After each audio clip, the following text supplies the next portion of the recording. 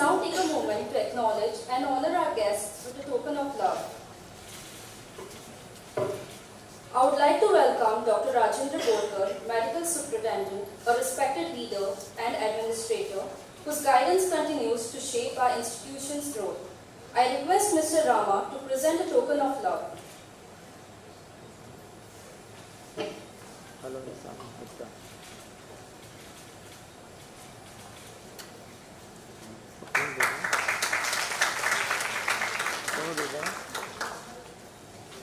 Next we have Dr. Edward DeMello, ex-senior physician, a dedicated doctor who spent years making a difference in people's lives. With his wealth of experience as a senior physician, he's got the perfect blend of expertise and empathy to care for his patient. I request Ms. Meghna to present a token of love.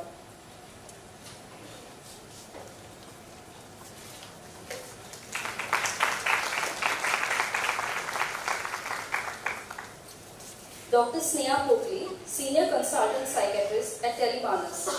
Doctor has been our esteemed mentor. Your insight and advocacy for mental health have inspired many, and we are grateful for your ongoing contributions to this important cause. I request Mr. Rama to present a token of love.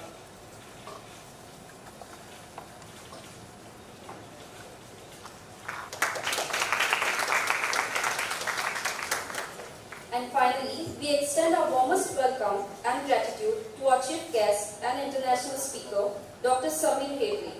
Dr.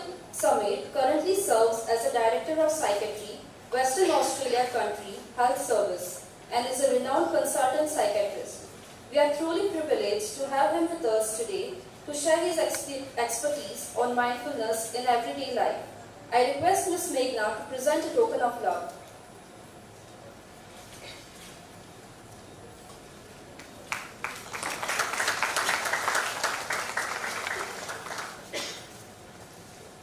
I would now like to invite Dr. Sneha Pokli to highlight the purpose and significance of today's program conducted by State Telemanas.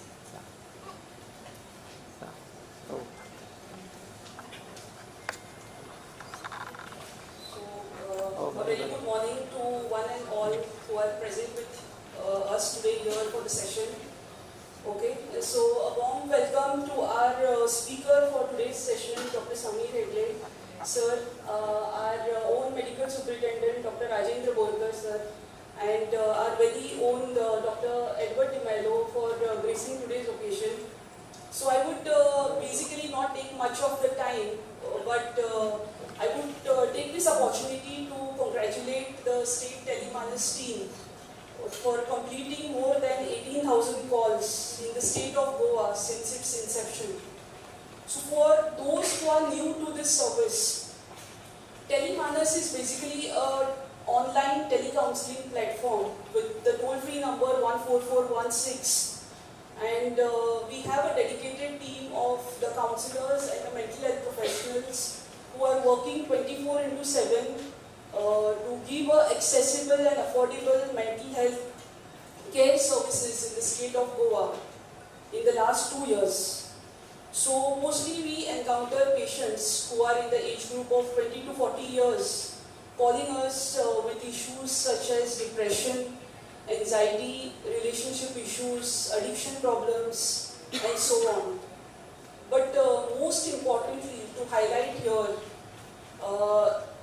it's a great thing that our team is handling suicidal calls also in the recent times, wherein the patients call us in the middle of the night, and with timely interventions by the mental health professionals and adequate OPD referral, we are able to make a difference in patients' life with Telemanas service. So, in our experience at Telemanas, we have understood that mental health is of alarming concern, not only in our state but in entire India and elsewhere. So, we all have to understand that we have to strive towards better mental well-being.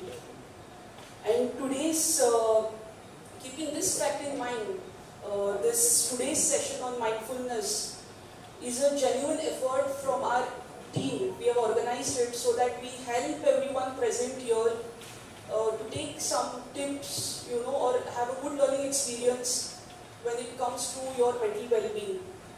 Okay, so I hope we have a good learning experience together. Thank you, one and all.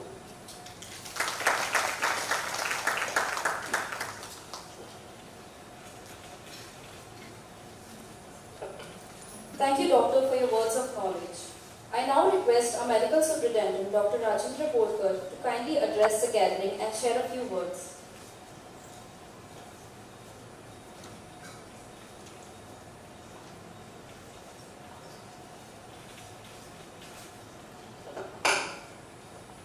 Good morning.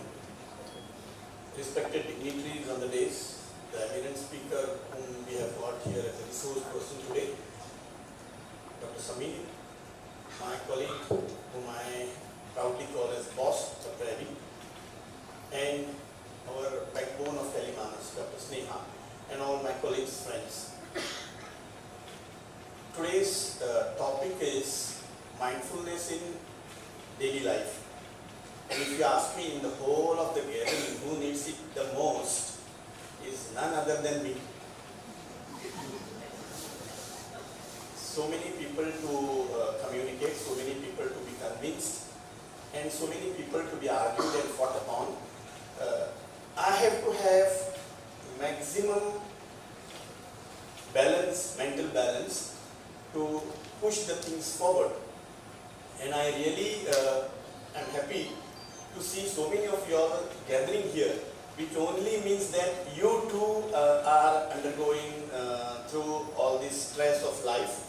And this is a good opportunity for all of us spending some time with the experts and understand the basic science behind how to keep cool, how to be stress-free, and how to lead a happy life. Ultimately, as it is said, if we want to be happy, our saints have already talked about this, and what has been said is that मन करारे प्रसन्न सर्व सिद्धि से साधन मोक्ष किंवा बंधन सुख समाधान इच्छाते. So everything depends upon man, and that man is nothing but manas. If you see the similarity also, if our mind is cool, if the mind is peaceful, happiness is all ours. And if that is not cool, irrespective of what materialistic things you have in front of you, you cannot be happy. So this is what we are going to learn. I am not an expert in this subject, so I better speak very little. But then, since I am standing, I have to say a few things. So I would say, if in 3 words we have to understand what is the problem of the current world, all of us, that can be summarized in 3 simple words. And they are hurry, curry, and worry. Everywhere we are in a hurry. I was told by Dr. Sneha, I will give you a call 5 minutes prior when everybody is set in the auditorium. But when she called, she said to the beginning, all are sitting. I had some people there. I told them, just give me 5 minutes, I'll come back in 5 minutes. So it is all a hurry, and they are also waiting for me. Begin. So it is all a hurry. What we eat is all to do with the curry. If you see our food style these days, we all want to have fast food. Everything is fast. We go to him very fast. He serves us very fast. Standing only we'll eat very fast. We give the dishes fast. He will wash the dishes fast, serve the another person very fast. So everything is very fast. The problem is all this happening very fast. The next day morning, the things which are supposed to be smooth and fast, they don't happen. There we are stuck. And last is the worry. We either worry about our past, what has happened, we repent for that, or we are worried about the future. And in the bargain, we lose the present moment. And that is all as I learned from Dr. Sneha and what little I know of mindfulness. To be in the present is all about being happy and being a cool, calm life. Many of you all if you have understood it well, from what little I have said, you will listen to them very carefully, or else you will be worrying as to for how long is this session going to be. Though we say Dr. Samir is an expert, will he really entertain us or will he be boring? And we have started worrying. So if we now take up a call saying that now that we are here, let us enjoy what is happening here, let us learn something positive, and then it would be a wonderful gathering here, wonderful learning experience. Ahar, Vihar and Vishranti, as our Ayurveda physicians always keep saying, that is the key to a wonderful life. Ahar, what we eat, Vihar, that is rest and exercise, exercise, and Vishranti is how we rest. So these three things also, if you take with you along with what he says, should be a good learning experience. If I keep talking, then you will worry, when will he stop and when will he start? So I don't want to keep you worrying. Thank you once again, Dr. Sneha, for a wonderful job, and sir, for accepting our call. And Dr. Eddie is always ours, so I don't have to say thank you to him. We want him and he wants us. So all in all, thank you for gathering in such a big number. Thank you so much. Thank you.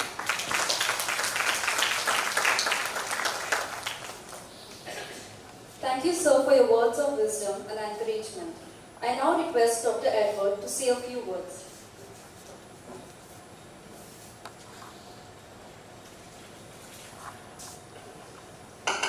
It's always nice to be here. I've been here before addressing CMEs and talking on physical health. And we know that health is something that encompasses the body. So when we say health, that means we talk about the body, the mind and the soul. So we as physicians can take care of the body, but we need help in taking care of the mind. And sir had mentioned about hurry, worry, curry. So I will add one more word to that, that's bury. Bury all your problems, bury all your worries, and I think we can lead a good life, a healthy life. So today, we are in fact very privileged to have Dr. Samir with us. He's been doing such a wonderful work, and I was just talking to him. He's coordinating with about 70 hospitals down way south in Australia and New Zealand. So, and you can imagine the amount of burden that is there on his head. But you see his face, he's smiling, he's good. So I think when you have a smile on your face, I think that removes a lot of these worries and problems that you have. So let me thank Dr. Sneha, Tele and the team, and of course our medical student, Dr. Rajan Bodkar, for having me over. And I wish all of you that you should keep your mind here today. Keep your mind here. Don't let your mind wander to what's happening at home, what's happening here. And I'm sure we're going to have a very good session by Dr. Samir. Thank you. Thank you, Mr.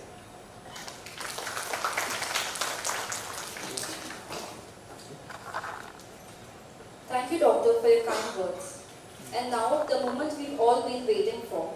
We are honored to welcome our speaker, an expert in mindfulness, who will be guiding us through practical tools and insights to incorporate mindfulness in our daily lives.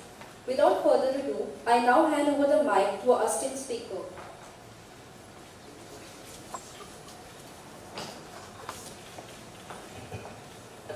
Okay, thank you everyone, and good to have all of you. So I'm Samir. We had 220 registrations today, so a round of applause to you all. Big congratulations to Tele as well. Again, it's 18th month, and they get around 1,000 patients a month. So that's great work. So thank you to Sneha and your team in Tele. Yeah. I run a similar service in Australia.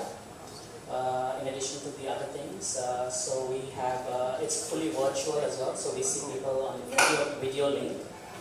And I'm particularly a psychiatrist, but I do a lot of holistic therapies. So in addition to medications, I'm also a poetry therapist, art therapist, forest therapist. So you'll see a lot of that in the next 45 minutes or so. Yeah. just make yourself comfortable. You're going to have fun actually. Just make yourself comfortable. It's designed for the common public. So the audience today is doctors, nurses, clinical psychologists, social workers, but we have members of the public as well. So it's going to be designed for the just general, and the assumption is that you may not have known about this before. So you don't need to have known about it to have come today. So you're going to have fun. I'm going to be moving around. So just make yourself comfortable, loosen up a little bit. I do want to tell you a little bit about me, because for the next 50 minutes you're giving me your time. And I think it's important for you to know who I am, yeah, because you're going to be confiding me to an extent. Yeah. So I'm just going to use the first slide only. So I'm one of you. I'm from GMC, Goa Medical College. Yeah. And Eddie was actually my teacher. Yeah. So thank you very much. I do have a few batchmates here as well. I did leave Goa Medical College about 25 years ago and went to New Zealand and now in Australia. So I look after 70 hospitals in Australia at the moment, a little bit like what Rajendra Borkar does. So they call it the executive director there. So I'm the executive director in addition to being a psychiatrist. Yeah. So I'm going to be showing you mindfulness strategies that you can actually use in your day-to-day life. Yeah. So it's going to be more of practical and less of theory, so I'm going to focus less on the PowerPoint. But the main thing I wanted to tell you today is I am not the expert here. So in true mindfulness, the universe is your expert. Your experiences are your expert. The people around you are your expert. I am the facilitator, but the universe is your expert in true mindfulness. So thank you for allowing me to be your facilitator for today.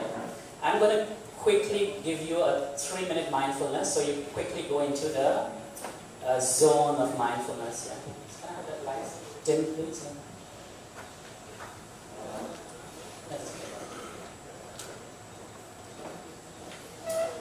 If you can just down your cell phones, but if it becomes active, don't worry about it.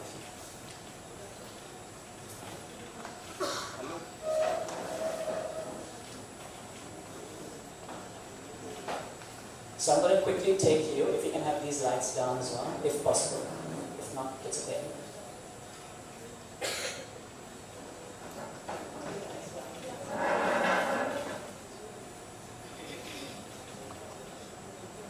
Okay, once they start, then you won't worry about it. Gently close your eyes. And try and make yourself into a comfortable posture by having your back straight against the chair and your hands resting gently on your laps.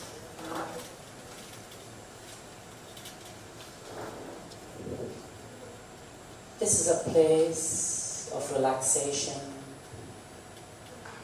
and peace. Peace within yourself and peace in the world around you.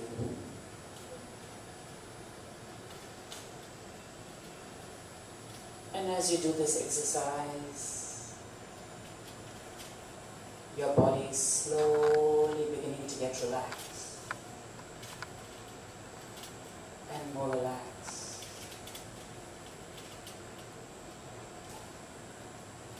Breathing in calm. Breathing out peace. Calm and peace. Calm and peace. Your body is getting more and more relaxed. Enjoy this feeling of slowly becoming more and more relaxed.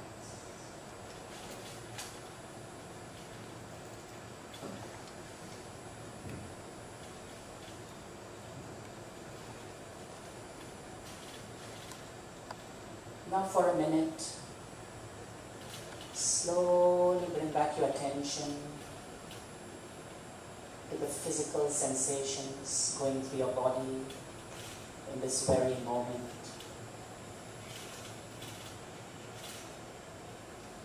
The thoughts you are experiencing right now, the feelings that are there. We're talking about a lot of things in his day-to-day life. Yeah. So those could be some of the thoughts that might be worrying him. There might be some other thoughts worrying you. So in mindfulness, you don't fight with the thoughts, or you don't question the thoughts. You acknowledge them.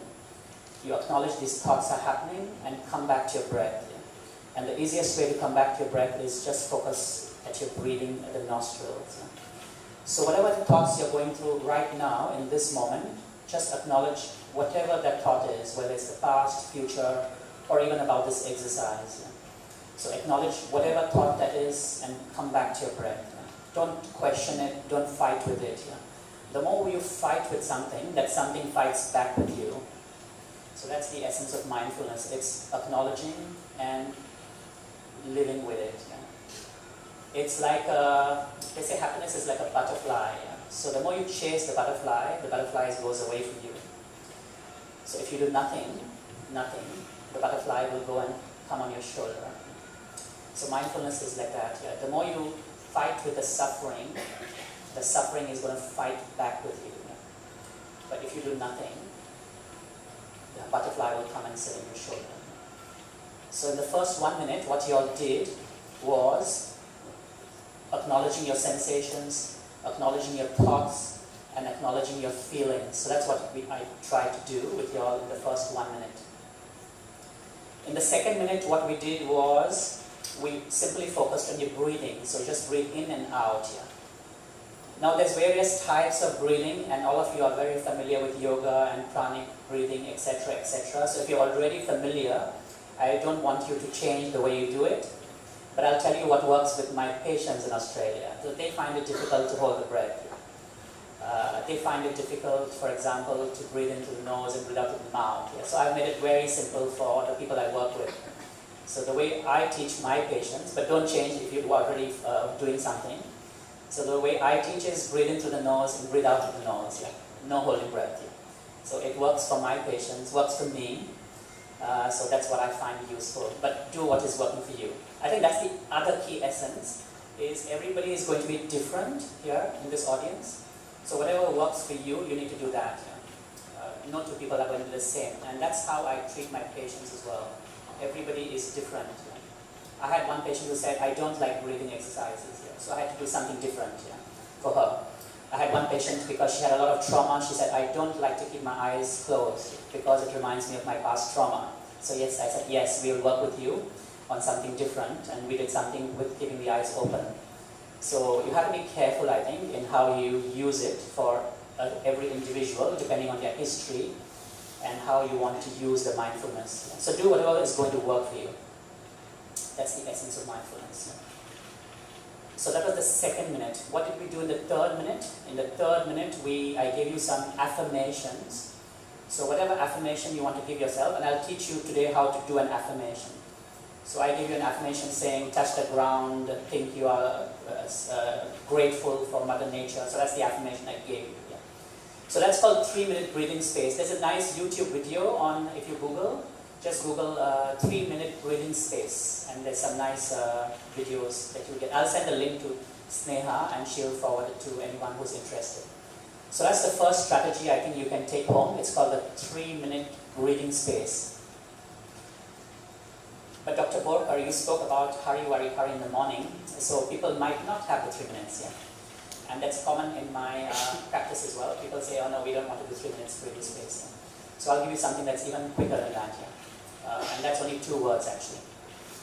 And I think that one's pretty easy to do. Yeah? So you have a piece of paper there with you, or if you don't have, just think in your mind. Just pick any 2 words, or 2 positive words. Just pick up right now, you write on scribble on a piece of paper or in your mind. Any 2 positive words, and every word you'll be surprised. Every 2 people next to you are going to have a different word. Yeah? And this has been my common experience. Everybody's word is different. So write 2 positive words, which you are going to use in this next exercise. 2 positive words that you're going to use in the next exercise. And these will be your words. If I give you the words, it has less impact. That's what I found. So when you work with your patients, ask them to choose their word.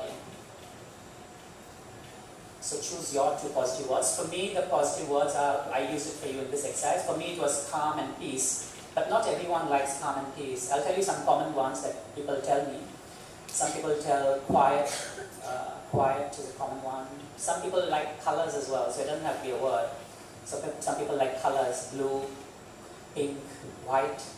Some people like animals, it could be animals. Some people like name of their mother, or a meditation sound, Om for example. So it could be anything as long as they choose the word. Yeah? So all you have to do is when you breathe in, you have to say the first word, whatever you have chosen in your mind. Yeah? And when you breathe out, you have to say the second word you have chosen in your mind. So for me, what I do, and where's Dr. Bortler gone? He's gone? Okay. Yeah, so my job is same as Dr. Bortler, so I run hospitals as well. So what I do is I say calm and peace in my mind. Yeah, I have to deal with all this stuff as well. So I say breathe in calm and breathe out peace. So breathe in calm and breathe out peace. That's what I do at the beginning of the day, just when I get up. Yeah. So that's what I do. Yeah. Anybody wants to share? I'm not going to ask people to say, but anybody wants to share a word that they chose? Yeah. You can shout out loud. Yeah. Strong and peace. Strong and peace. Yeah. Good. Yeah. So breathe in strong or breathe in strength and breathe out peace. So that's her word, and that's going to work for you. Just try it. Yeah. And the words may change over time as well. The words may change over time as well. So that's what you do when you're in a positive state of mind, okay? And it's a quick one, no? It will take you only 1 minute, less than 3 minutes. So that's much easier than the one that we did. Yeah, you agree? Yeah. And it's something you might be able to give your patients as well. Just ask them to choose 2 words. Breathe in strong, breathe out peace is what she chose. Thank you, Plasti, for volunteering. Yeah. What do you do in a negative state? Because you might get a person coming in a negative state as well. So let's say you or your patient comes in a negative state, and the negative state is anxiety. I'm even using an example now, anxiety. So that you do in the out breath now. So breathing in calm and breathing out anxiety. Yeah? So if you are come with depression, for example, so breathe in calm, breathe out depression. But they need to tell you what is the negative state, not you. So if you are my patient, I'm just going to use you as an example. What's your name? Vidya. So if I use Vidya as an example, and thank you for allowing me that. So if I say, Vidya, how are you feeling right now? And let's say you were in a bad mood and you would say, I'm feeling stressed. So stress was the word you said to me. So it would be breathe in calm, breathe out stress. So I would use your language, and not my language. Mindfulness is all about you, it's not about me. So breathing in calm, breathe out stress. If you say trapped, you're trapped in something happening in your life. Breathing in calm, breathing out trapped. If you're irritable, breathing in calm, breathe out irritable. So whatever the negative emotion is in the out breath. It may not change the situation around you, Vidya, but what it will change is your reaction to it. What it will change is your reaction to it. I'll give you an example actually. I was preparing for this exercise, for this presentation yesterday. I do have lots of presentations because I do free sessions like this for the public, but I wanted to do something special and different for you. So the person's house who I went to, I thought and I assumed that the computer system would work, but it didn't work. Yeah. So that was the situation. No, the computer situation didn't work. I have 200 plus registered guests here. You probably have some impression of me of today. So I could have reacted 2 ways. I could have got stressed. I chose not to get stressed. This was last night at 8 o'clock, so I chose not to get stressed. I said, okay, I can go in with a ready-made presentation, or I could go with something brand new and make it organic. And I chose it to be organic, so I have not come in with a prepared thing, because I said, you are the universe for me. You are the universe for me. You are the experts for me. I'm your facilitator today. That I think is more powerful for the patients. And in mindfulness, my experience has been that that is more powerful going in with that organic creativity. So I've taught you two strategies now. One was the 3-minute breathing space, and one was the quick one. I'll show you another quick one, and this one's using your hand actually, which you can use. And do it for, I tend to use it more for children and adolescents. So if you can just use your hand this way. And this is your anchor. So if I ask the child or the adolescent to move my hand up like this, up and down, let's just practice up and down for a moment. Again, yeah, up and down, up and down, up and down, up and down. So the instruction is when you go up, it's breathing in and breathing out. Breathing in and breathing out. Breathing in, breathing out. Breathing in, breathing out. Breathing in, breathing out. That's a quick one. You can give your children. Children like to do that. If you want to make it more playful and fun, you can actually ask them to draw their hand, and color it on a piece of paper. Draw their hand and color it on a piece of paper because it's their hand. And on the paper they can do up and down, breathing in, breathing out, breathing in, breathing out, breathing in, breathing out. So that's called starfish breathing, if you have come across that. Anybody works with children? Yeah, you probably work with all age groups. Yeah. Another quick one you can do is ask them to draw a rainbow, 7 colors, rainbow, or you can draw a rainbow if you want to use it for yourself, and go from one end of the rainbow to the other. So breathe in, breathe out, breathe in, breathe out. Children like that. Breathe in, breathe out. Simple one. My wife's a school teacher. She uses that in her school. Breathing in, breathing out. So that's a quick one. These two are very quick ones.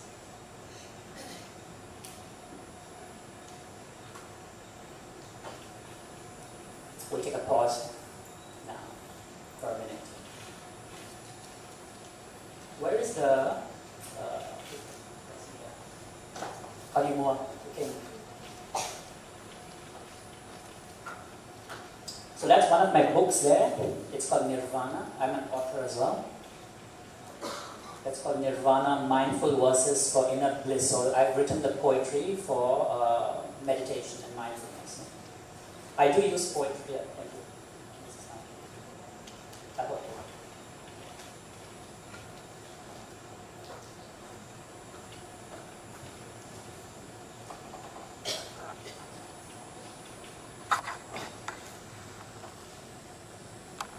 A little bit about how mindfulness works very quickly.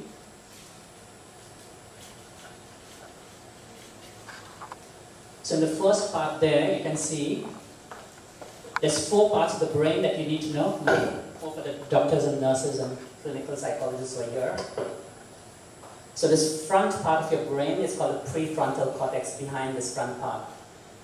So that's the part that is your thinking brain. It's your thinking brain. And with mindfulness practice, what we did just now, your thinking brain is going to make it more clear. So you'll have clarity in your thinking. So whatever we did today, if you practice that, your prefrontal cortex, which is it's like your Dr. Rajendra Borkar there. So he's your chief. That front part is your chief. So your chief will be fully in control of that.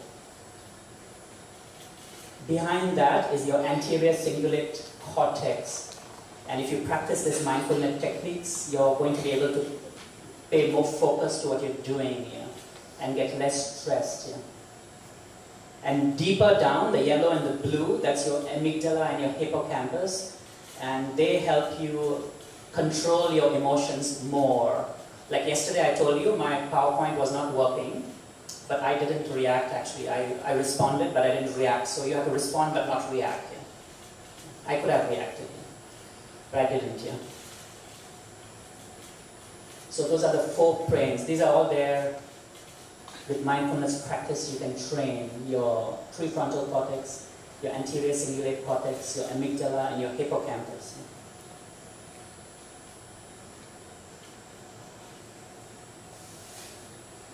I want to show you one slide actually. Actually, this is my favorite slide, yeah. A lot of people thought it was a mistake, yeah, but it's not, yeah. It's actually my favorite slide because the best things in my life have been in times of doing nothing. The best things in my life have been in times of silence, have been in times of doing nothing. Yeah, we always want to do something, but you'll get your best insights when you do nothing. So I think we have to keep time and space in our lives for doing nothing. So mindfulness practice is about allowing you that space to do nothing. Allowing you that space to do nothing.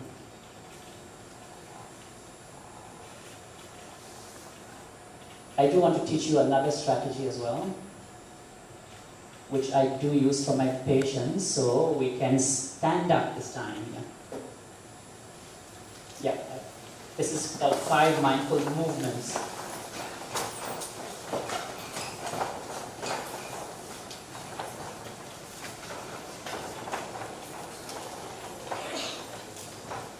I'm going to do from here, and then I'm going to come here after doing it, so you can see me.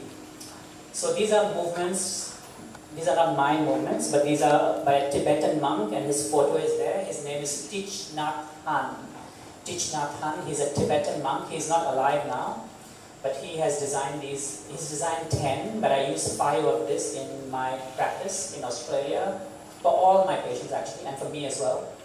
And I've adapted them from the original. But I'll show you these 5. So the first movement is called the hugging movement. So if you keep your hands this way, and when you breathe in, you have to gently give yourself a hug. So breathing in and breathing out. So it's gently giving yourself a hug. So let's try it again. Breathing in and breathing out. Yeah, this hands back now. What you did today by coming here is giving yourself a hug.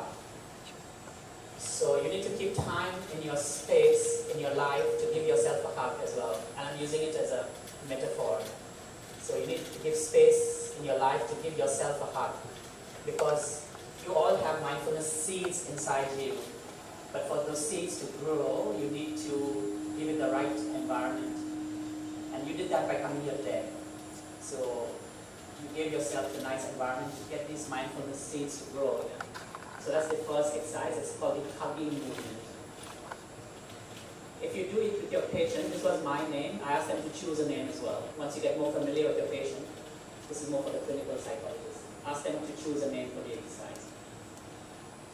The second one is you put your hands on your shoulder. Breathing in, you put your hands out, like a lotus flower, and breathing out. Breathing in, you're blossoming like a flower. Breathing out, and it's time to rest. And remember, you're equally beautiful when you're resting. You don't have to blossom all the time. You can rest as well. You're equally beautiful, or more beautiful when you rest. So breathing in, blossoming like a flower. Breathing out, taking time to rest. That was the second exercise. Ask them again to name the exercise. The third one, and Dr. Borka, you spoke about the past and the present and the future. So mindfulness is about being in the present moment. So the third exercise is about the past, present, and the future. So if you have your hands in front of you here, so breathing in, it's your past, it's gone. And thinking about the future, but remembering to be in the present moment. That's the only moment which is under your control. The past has happened, it's gone. The future, you don't know. I don't know what's going to happen to me in the next 5 minutes. The only moment I have control with, some control with, is the present moment. So breathing in. And sometimes I ask my patients to let go as well, by just flicking the hand, letting go, yeah. Letting go, yeah. Letting go. And breathing out. So it's breathing in. And breathing out. Eddie, you spoke about the word very, isn't it? Yeah, hari, worry, very. I like that. That was good the first time I'm hearing that. I always hear new things. when I drove for the sessions, so that was good. I will use it next time. Somebody else told me use CTRL and delete. Yeah, CTRL delete. How many things can we delete right now in our lives? Yeah, CTRL delete. Yeah. One thing. Try and CTRL delete one thing right now. So that was the third mindfulness exercise.